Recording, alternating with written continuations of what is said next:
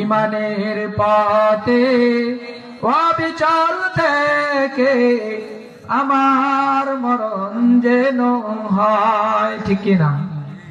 ইমানের পথে অবিচল থেকে আমার মরণ যেন হয়। তোমারই কাছে মিনতি আমার, তোমারই কাছে মিনতি আমার, প্রভু দয়াময়। ইমানের পথে অবিচল থেকে আমার মরণ যেন হয়।